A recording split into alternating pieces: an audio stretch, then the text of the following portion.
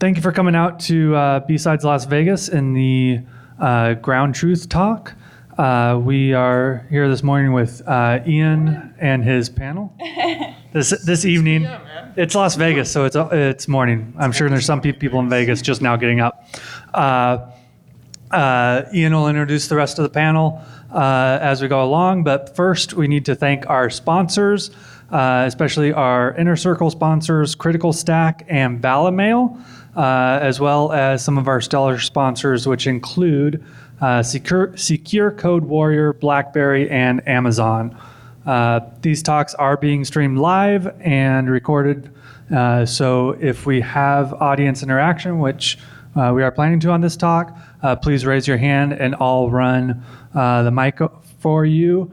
And since it is being streamed, if you can silence your cell phone, we would appreciate it very much. With that, I have 2 pairs of socks to give out from our sponsors, and then we'll get started. Yes. What socks? No demand for socks. Cool. Awesome. Thank you. Good. So, hi everyone. My name's Ian. I am the hello. I'm the Chief Security Officer for Cimpress. And what we have today in the next 40 minutes or so is, if you're familiar with the Meet the Fed panel at DEF CON and BSides and stuff like that, this is the Meet the CISO panel. We just finished up a full day CISO track, and I have sort of handpicked a few participants from the track that can talk about their career. They can talk about their expectations from people coming up the ranks towards a CISO position. They can talk about their learnings and experiences in security. This panel is basically designed to cater for you guys. So most of it hopefully is going to be driven by your questions. Again, it could be career related, it could be professional, like how do you deal with this, how do you deal with that? Open it up. I will make sure that I stay mostly silent unless you have specific questions for me, which you shouldn't, because these guys are the core team.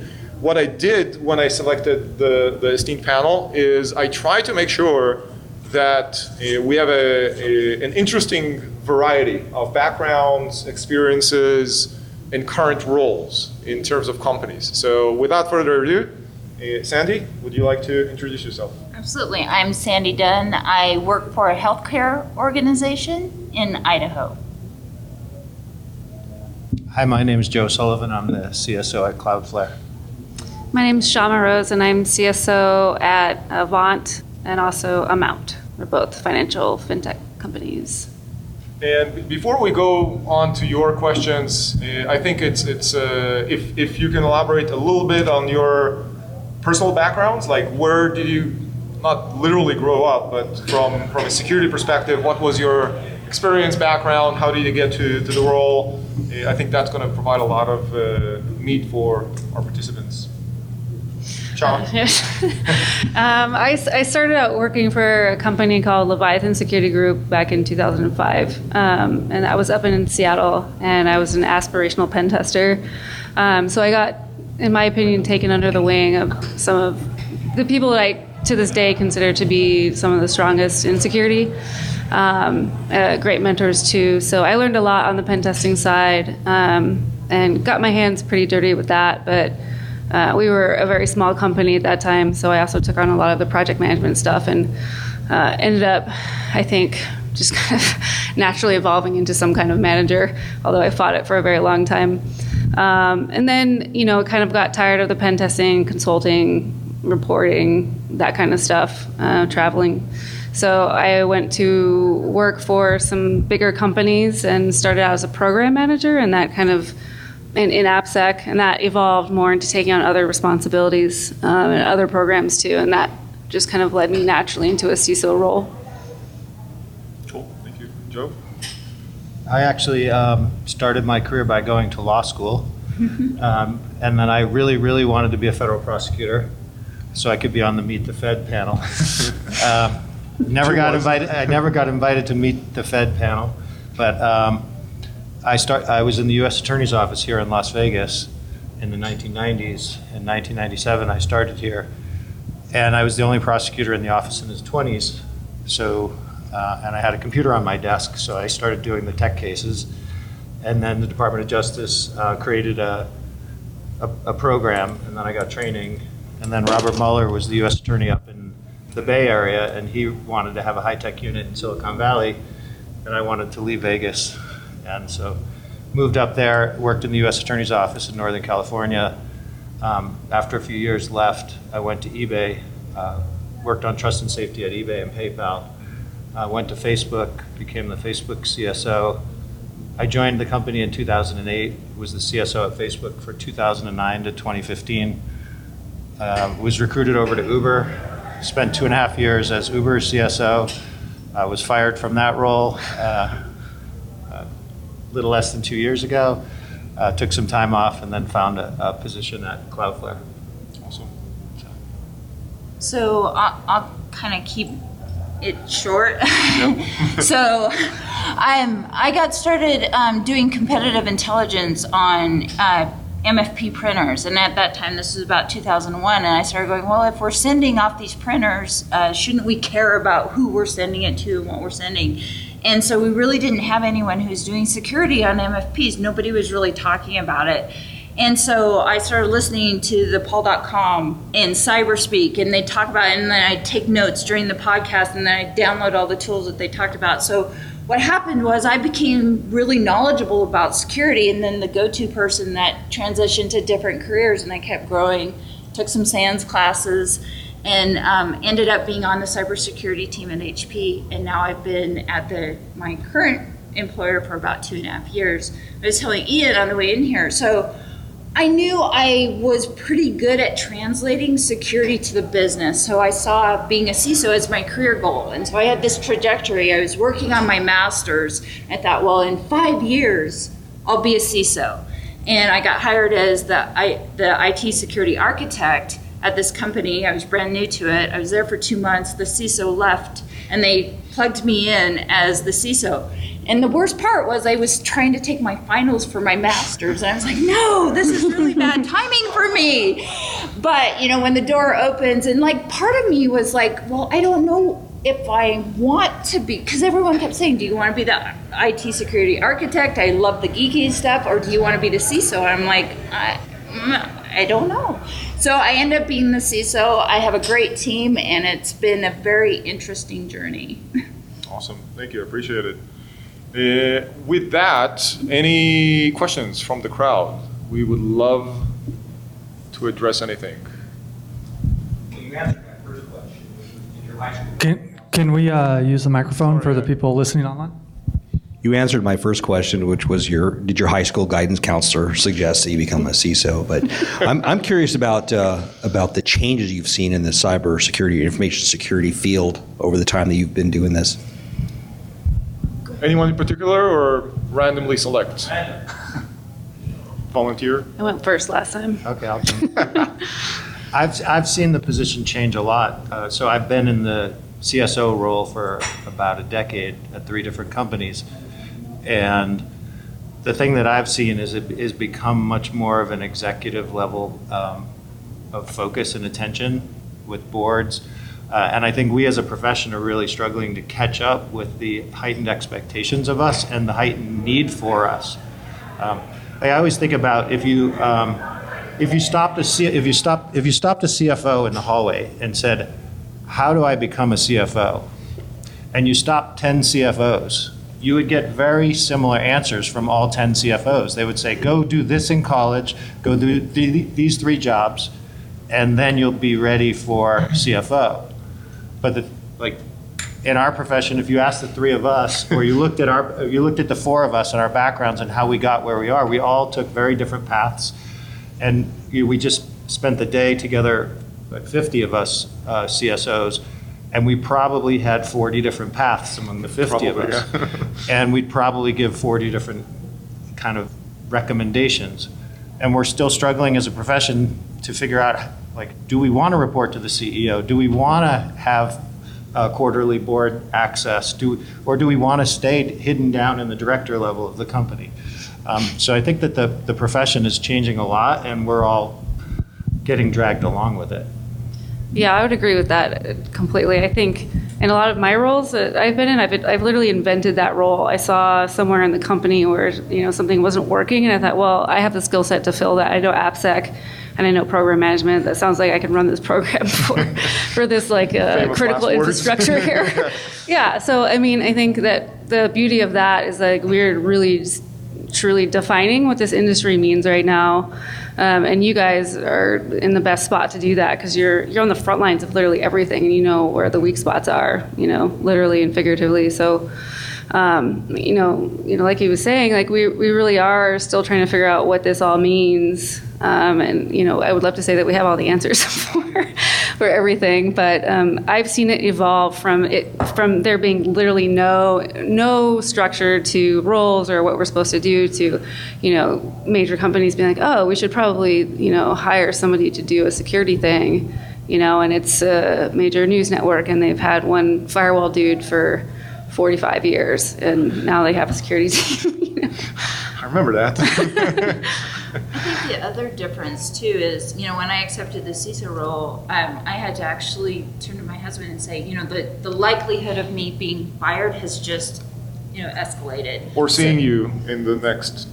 Yeah, but I don't think a CFO has to say, I'm going to get the likelihood of me getting fired. So we still, that's a maturity thing where you take it on because you're willing, you like fires. I think that, we, like Ian said, we were just all in a room together with 50 of us, and it was great conversations, and there were so many strong personalities in that room. But the reason, because you really have to be kind of a bull in the china shop to be a CISO today.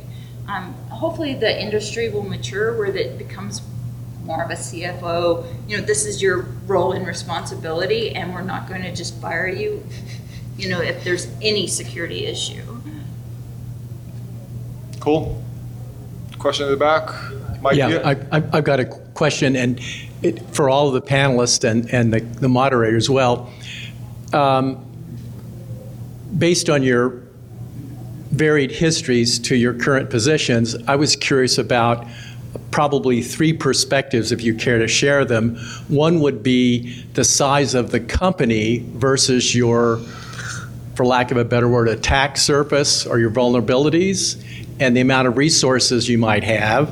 And perhaps if you have an insight to share on the ethical dilemmas that might get you fired. And lastly, do you think the C-suite executives, and I'm stereotyping again, who may have come through their position as a CFO or maybe a bit more traditional career path, as opposed to the variety you've exhibited today or described, how that might influence their awareness of data protection, information security.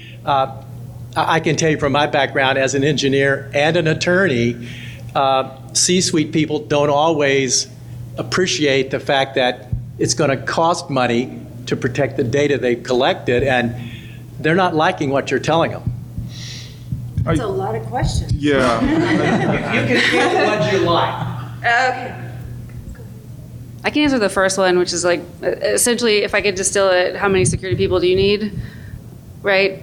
It really, there's no right answer to that. I've had external consultants come in and try to do some formula that's like, for every 50 tech people, you should have one security person, but that doesn't, quantify the amount of risk and or IT assets or what, define out what your threat landscape looks like at all. So it's really, you have to figure out a way to communicate that up to the people that are deciding who's getting what resources. And that's really up to you. So, I'll use those external consultants, even if I think they're wrong, to paint the picture that I need internally. So I don't know, there's no right answer. Yeah, as a profession, we haven't really picked a good model for evaluating risk yet. It's something that's one of the hottest topics in security leadership right now is the different risk models and how you calculate risk. And the reality is you can't really look at the size of the company or the number of engineers or your product. Or in a revenues. vacuum. Or revenues. Like a company like mine that sits in front of thousands of other companies, the risk, if we said, oh, we're only 1,000 employees at that company, so we should have a pretty small security team, that's not factoring in, well, all of our customers' secrets are being decrypted in memory on our machines. So we have a heightened security risk, even though we're a smaller company. And so we're going to invest, not based on the size of the company or the number of the engineers, but on a more thoughtful approach to risk. Just to strengthen that point, I've worked with companies.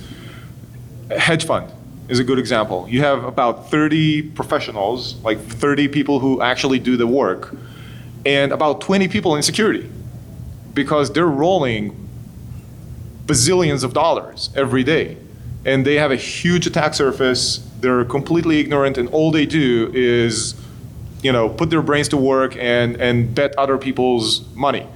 I've had, in my current company, we're 14,000 people. My security team, half of it is probably here, is less than 30 people. So it's not a scaling question. It's, as Joe said before, pick any of the parameters, put them in any shape or form. There's no formula that can answer that. You have to sit down and figure out how does this company work? What's the attack surface? What's the risk models? How effective can we be internally? What's the operating functions inside the company? How centralized, decentralized does it operate? What's the executive leadership like? So sorry to disappoint you, there's no formula or direct answer for that. As far as, I'll start picking up on the second topic, which is the kind of other C-suite / executive approach to risk or security.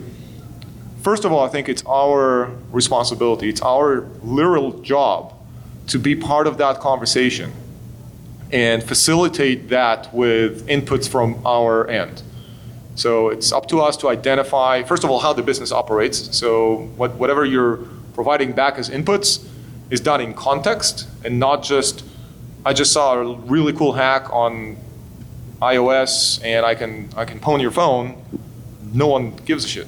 No one cares. You have to contextualize that. So marrying, and I think all three panelists here mentioned the ability to take security and technical elements and translate them to business. It's literally what we do on a daily basis. And I would second that. I would say that part of the challenge that we have, not just with the C-suite, but with every person who's using the internet today, is they don't understand that security isn't binary. There's no single lock that you twist that makes you secure. It's a process. It's everything that you do. It's not sharing your phone number at the grocery store to get that coupon. It's not posting about details about your company on your LinkedIn so someone's reading that. It's helping them understand. And also, I want to really highlight that it took us 25 years to create all of this code that has all of these problems. We're not going to get out of it today or next year. I mean, it's going to take us another 20 years. Now, I will tell you, and I was actually there selling people computers in 1996, where I was upgrading them from 16 to 32 megabytes of memory. And it was the third largest purchase that they were making. They would buy their home, their car, and their computer. A lot of times it was the most expensive thing that they were buying. If at that time we had built in security, what we have today would not have happened. If we had developed it securely, we would never have made the progress that we've made. Now, do we have a lot of catch up to do? Absolutely. But it'll take us 10 to 15 years. And we talked about this today. I think there will be a time in 10 or 15 years where the CISO's job doesn't exist, where it's just quality. We're just talking about the best car to drive. You'll walk in, you'll buy a security product, just like you go to the grocery store. And you never question about where that fruit came from. You never, are worried about it. You trust the system that you're secure to buy that food. Are there problems? Does botulism get into stuff every once in a while? There have to be, yes. there will still have to be a process, but hopefully as we mature and we start understanding, and again, pulling on conversation we had today, there's nothing magic about this. A security vulnerability means that it was a requirement that was not well defined and not well tested and developed. I mean, it's not magic. It's just that, features, other things are getting pushed ahead of them. There was another question there. Thanks for mentioning hedge funds. I'm going to go to my boss now and ask for 27 more people. Good luck with that. Yeah. So I'd like to ask each of you, I think it was touched upon earlier by yourself, where the CISO should report in the business. And I realize there's no right or wrong answer. And I think a lot of it's dependent on how the organization is structured and their culture. I'm curious to hear your feedback on, what your thoughts are on that. I've reported to the CTO, the CFO, Chief Legal Counsel, and Chief Product Officer. And my response to all of this is that I just want to report to the place that this person doesn't get in my way, right? Because I don't... Amen. I hope that they trust that I'm providing them with, the correct counsel and the right course of action. I doubt that they're going to provide that back to me in the right security things to do. So if they can enable me to get my job done and not hamper me or make me compete for resources or have some weird conflict of interest, then that's where I think it should report to. And every company is different. There's literally no answer to this. I think Sandy mentioned before, we're sort of bulls in a china shop. We're very high friction people. If you stand in our way, I'm allowing myself to speak on behalf of the rest of the panel. If there's an executive that stands in your way in terms of functional management, it's not going to be a long-lasting marriage. Right. Yeah. My last 2 jobs, I've reported to the CEO, and I like that because it allows me to better understand what's going on across the company in terms of the priorities of other executives. Like we talked a lot today about risk judgment, and the number one thing you need for good risk judgment, other than good judgment, is context. And so by reporting to the CEO, I feel like I have much better context on the company's priorities from the top and on where the business really needs to go. And so I used to, when I didn't report to the CEO, it was kind of like a little bit trying to read tea leaves of what's really important, and then I'd have to go force my way into conversations. But at the end of the day, I think because we're used to being bulls in a china shop, if we see a security issue at our company, we're going into the meeting in that room regardless of where we report. Yeah, I think it's also important that we all have some sort of dotted line that's not interfered with by anyone at the company directly to the board of directors, so that they can help us make some pretty hefty decisions and courses of action. I'm going to ask a question. When the gentleman from Cloudflare, you mentioned at the start that you got fired a couple of years ago, and you got a little smile, a little grin with it too. I'm sure other people have experienced that also, but it made me want to ask kind of how you dealt with something like that. But I think in the discussion, there's a broader question that has come into my mind: is how do you evaluate a CISO? How does the CEO or the board or whatever, how do they evaluate the job the CISO has done? Yeah, getting fired is never fun, no matter what your job is. But I think when you take that role, like a lot of us, we know going into taking the role that we run that risk. It's kind of like being a baseball manager. If the team doesn't perform, the manager's usually the first to go. And so you just accept that going in. I hear sometimes in the CISO community, and not so much with the group today, why, wait, we need more power in our companies before we get the responsibility. But I think you have to own the responsibility before you get the power, if you will. I think that, I just accepted, you asked about ethics. politics. I really believe that, security is kind of part of your DNA. And so you, when you're in this role, you accept that you may have to fall on your sword. And so have there been times where I was uncomfortable with the decision and I chose that it wasn't the hill I wanted to die on? Yes. But if there was, there are hills I will die on. And, you just accept that. And then as far as being fired, I was worried about that a couple months ago. And it wasn't negligence of anything I did or anything my team did. It was just they were looking for a goat.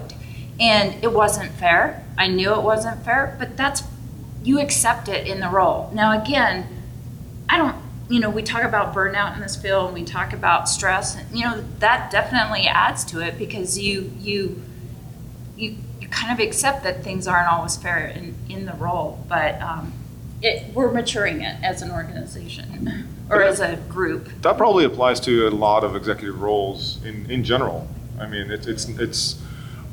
we tend to think we're very unique in that sense, but guess what? It's anyone who's responsible from an executive perspective they run the risk of the exposure. So yes, we have a lot of exposure. We're operating in a fairly immature field.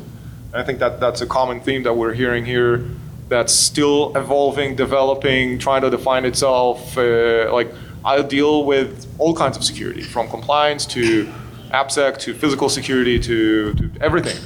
If something happens, guess whose head is going to be presented to the board? So yeah, I guess that's part of that immaturity level of the profession. There's a new thing too that we have to worry about, which is the government repercussions, right? Like, Elizabeth Warren proposing that executives should go to jail for major breaches, right? And that was response to the Equifax stuff, and then all the election campaign security nonsense too, which hopefully nothing like that rolls down this way, but that's another level of stress too, and hopefully. One of my OKRs was keep Ian out of jail. Literally, which was softened down by some OKR codes to keep the business out of jail or something like that. But that's a real thing. Yeah. And that's something that's tangible, very tangible, that we can work towards not happening. Yeah. So yeah. Back here. Since we were talking about where we should be reporting into, I know there are risk officers who usually report into a CEO, and somehow, since we are technology and most of the insurance industry and risk people who do that job do not understand it, do you think that's a good place for the CISOs to report? Like, what's the consensus in the community? One of the things. Is there a discussion about it? I'm just curious. At least in tech, one of the concerns about reporting outside of a technical organization is recruiting and building a team that has credibility. When I was at Facebook and we were building the security team from just a few people into hundreds, I reported to the general counsel. And engineers would look at our team and say, are you real engineers? And the engineering bar at Facebook is very high and has always been very high. And so we needed to have credibility with those engineering teams and had to work through that. It took a while, but I think because we held our bar really high and we included engineers from different teams on all of our interview panels and things like that, we were able to maintain technical credibility. But if you're in a very compliance-oriented organization, you might end up with a very compliance-oriented security function. As someone who's trying to build a security program pretty much from nothing with a relatively large-sized organization, I'm curious, can you give me a ballpark idea of how your budgets are determined? Because I don't have one at all. I'm kind of being picked up somewhere else. I'm getting ready to have that argument so I can actually work on getting some staff and resources. But I'm just curious, how is yours determined?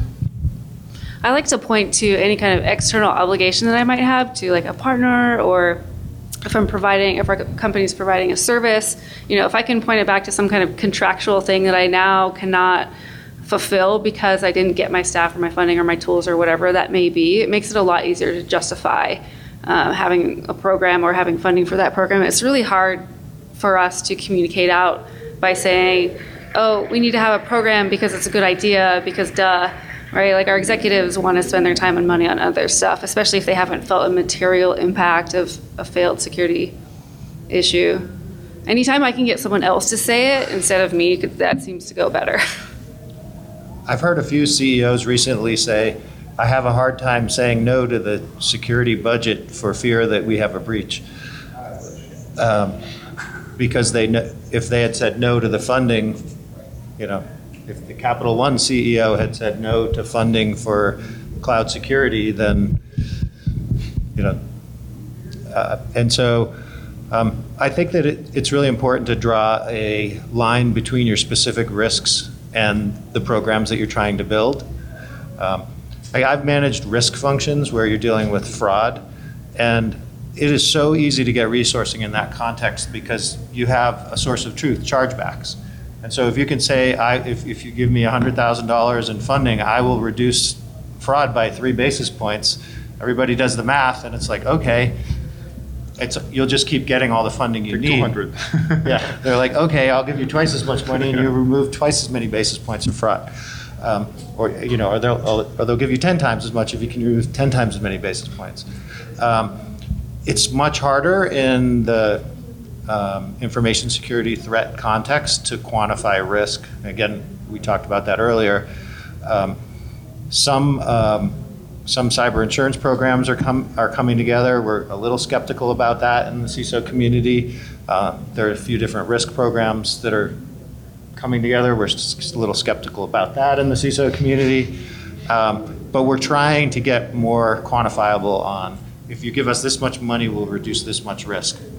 Because that's usually the way money gets spent in a company. And you just have to think in that context. Yeah. The business case, you have to make the business case for it. And I also will tell you, and I've had to slow down my engineers, is a lot of times they get tech, crazy. And I'm always like, hey, wait a minute, are we putting a $2,000 fence around an $800 cow? This has to really, I have to be able to show the business value. That's a great expression. Yeah, I like it. I'm a cowgirl. I'm going to steal that. Hi, how are you doing? So you spent the whole day with, you said 50 CISOs.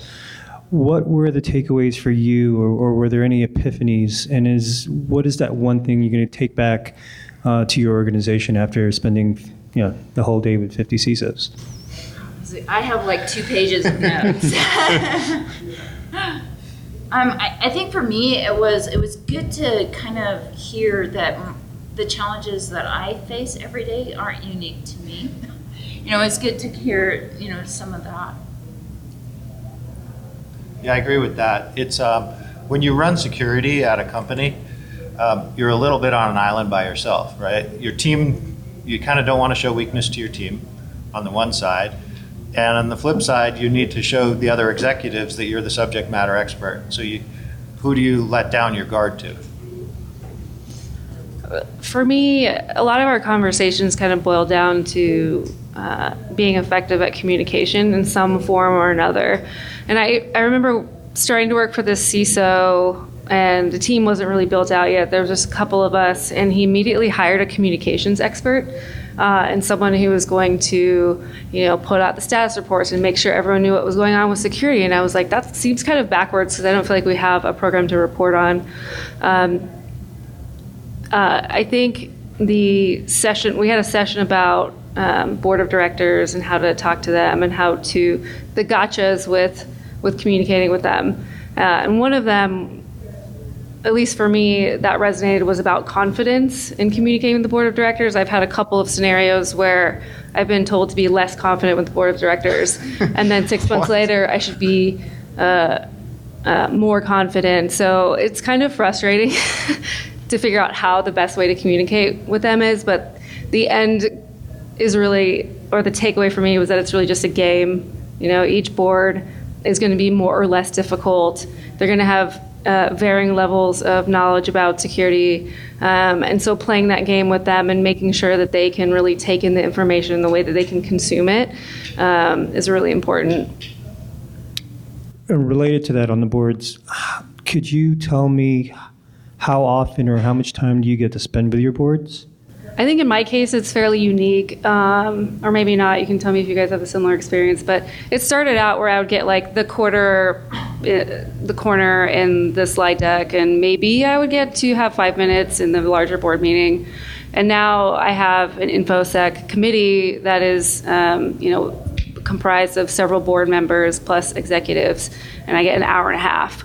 So we really get to dive in pretty deep. So I think that as our company has grown and matured into really truly caring about security, I think that the board response has been analogous. Yeah, my company, the expectation is that I'll engage the board every quarter in one way or another. Yeah. Quarterly. Depending, as you know, written, verbal, in person, but reports go up, or at least a Zoom presentation on a quarterly, and the supervisory board definitely quarterly, at least a written report and chit chat. I think there's also a trend with more board members reaching out directly to security leaders to ask questions over the course of, in between those quarterly board meetings. And like one of the things we talked about today was, every time there's a Capital One or something like that, they're actually looking to us to give them some context. Is this a relevant issue? Every security incident, we should probably just proactively send an update to our board explaining how relevant or irrelevant it is. Because they're wondering, and those are great moments to engage and show your expertise and maybe give them some context on your business. What are some ways that you measure success in your organizations? Staying out of jail. Well, obviously, yeah. Not so obvious, but I have a great team, and so we really see ourselves as we kind of answer to each other first and foremost. And so just keeping that team, I've had 0 turnover since I've been the CISO there, which if you talk to any other CISO, that's like almost impossible. So I'm really making sure that our communication, that we track our process, what our goals are, not just the company goals, but what we are passionate about as a security team. If you don't measure it, you're not going to see improvement. It's something I've heard over the years, and so we try and measure where we are on everything. So whether it's improving diversity on our team or reducing risk in a specific category, we track it all and stay on top of it and look at the data and then recalibrate if we're not trending in the right direction. Well, I can tell from our end, we're using several metrics, I think. The two main ones are, one is very tactical, kind of NIST CSF approach, that's kind of the lay of the land, where we're at, and that's something that you can semi-objectively track over time. And the second one is much more from a risk perspective of top risk scenarios or loss scenarios, and how are we with those over time across the different businesses. So that kind of provides tactical, strategic perspective. As Joe said before, if you can't measure it, you're not doing anything about it, or definitely can't ask for a budget around it. So we have other OKRs that are related to those things, to security maturity, to the business itself. I mean, if you're lacking a lot, so these have been all security related, which is nice, but making sure that there is an alignment between what we're doing and what the business is actually trying to accomplish is probably the key element for successful measurements. It's one of the things that I wish I had done was measure the maturity of the program when I took over, because we've done a whole lot of stuff, and I can show a lot of that, but I can't really show, like, I've significantly changed the culture there, but I don't really, I know that and my team knows that, but I can't prove it.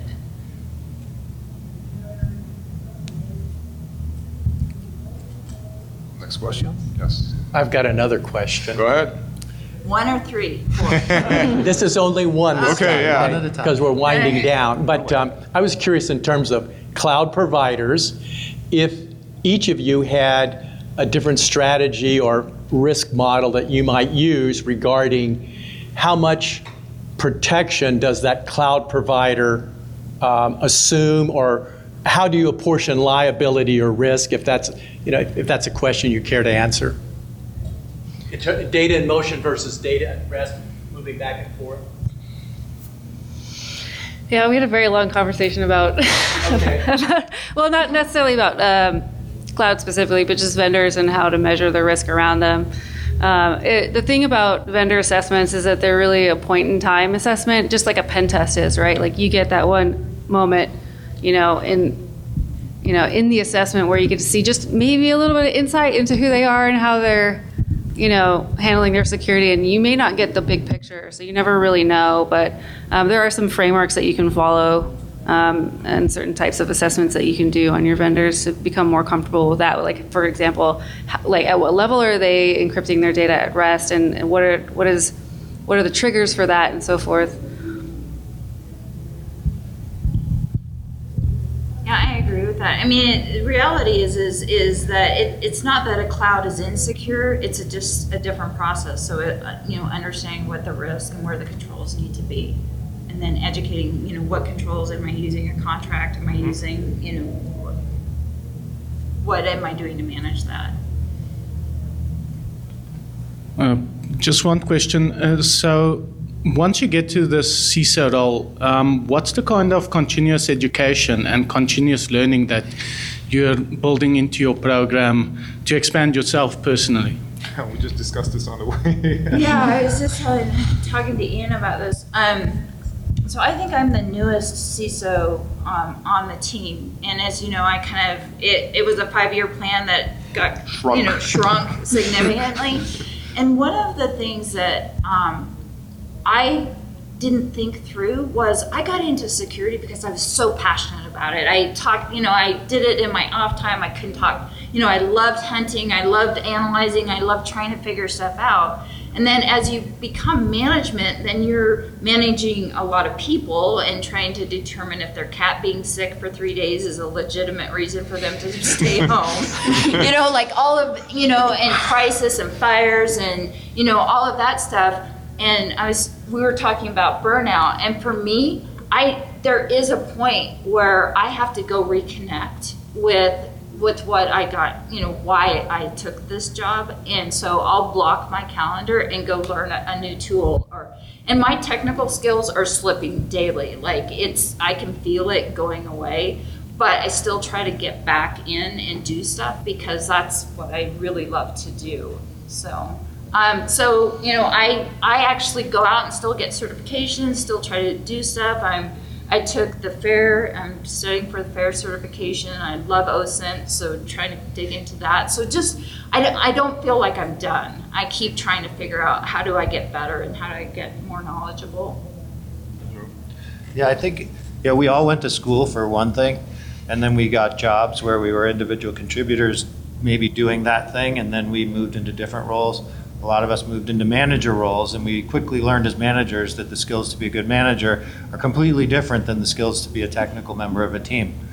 Well, when you move into leadership, you also learn that I was never given the tools for this job, and I need to acquire them quickly and understand my weaknesses right away. And then at the beginning of a career in leadership, you realize I have a lot to focus on, and you just have to break it down and pick one thing. And for me, I always have one thing I'm working on, and I try and give 3 to 6 months to that one thing, and then and I usually let my team know, or at least the people reporting to me, so they can hold me accountable for improvement in that particular area. And you just keep going at it because we're never perfect. Never stop learning. Yeah. Chava? Yeah, I mean, I came from like a engineer research background, so there's that part of me will never die, and it'll always be there, and I miss it daily. Yeah. So I think I'm always dabbling in it, and probably maybe too close to my engineers at times because I'm wanting to work alongside them.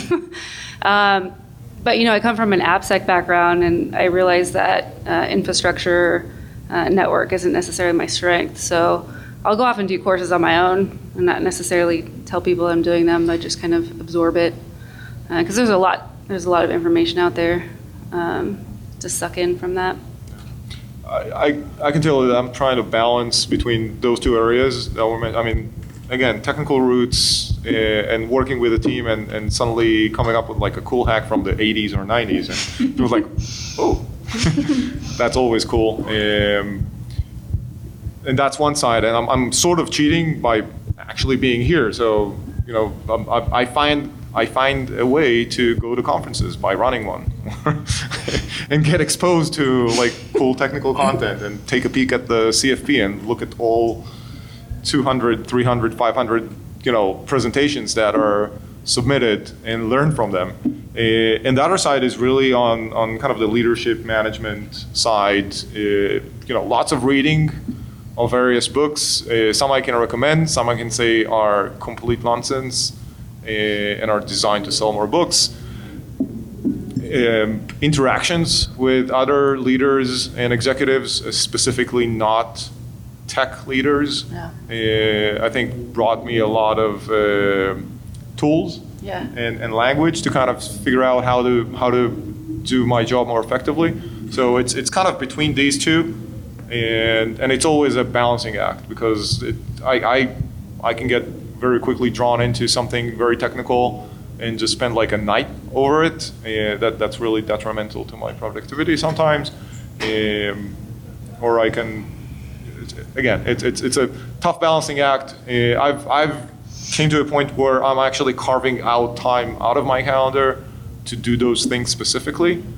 Otherwise, I feel like I'm cheating or not doing my job correctly, and I'm kind of losing grip over either part, either the executive kind of management or the technical one. A good book I can recommend for the management side, which I really like lately, is called Tools of Titans or something like that. It's by the guy who wrote 4-Hour Workweek. And it's really about athletic performance management, but there's a lot that we can draw from that, I think, in our positions. Probably have time for one more question.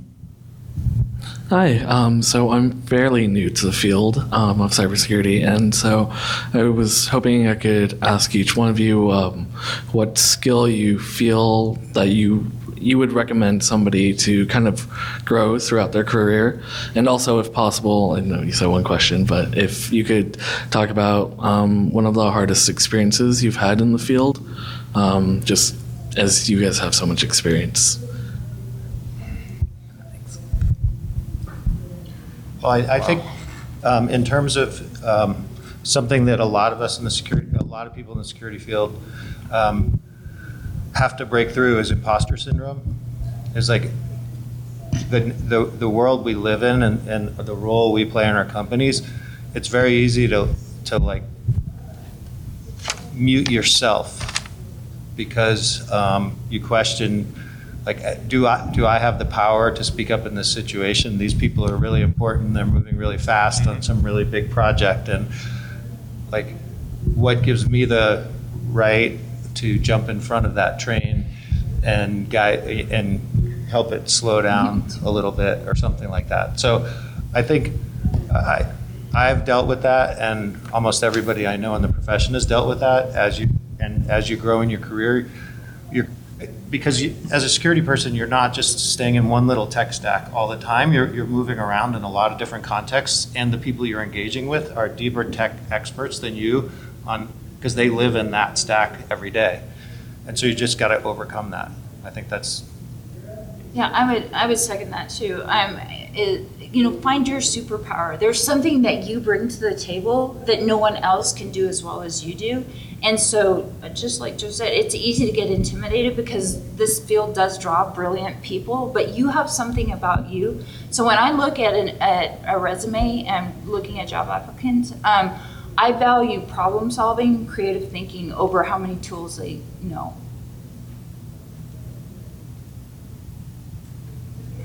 I mean, that was the best answer that I could give. So, I'm not copying out. That was literally a good one.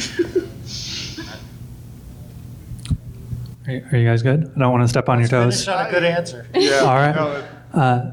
Thank you for joining BSides Meet the CISO panel. I have a couple more pairs of socks for anybody who wants one. Oh, yeah. You want the NSA socks, don't you? Yeah.